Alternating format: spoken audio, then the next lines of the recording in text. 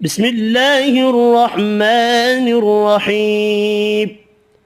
اللهم فاطر السماوات والأرض، عالم الغيب والشهادة، أنت الرحمن الرحيم.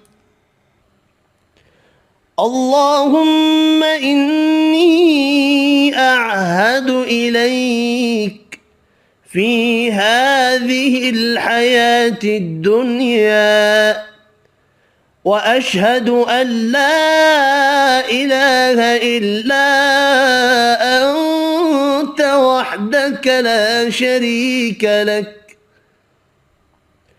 وأشهد أن محمدًا عبدك ورسولك، فلا تكلني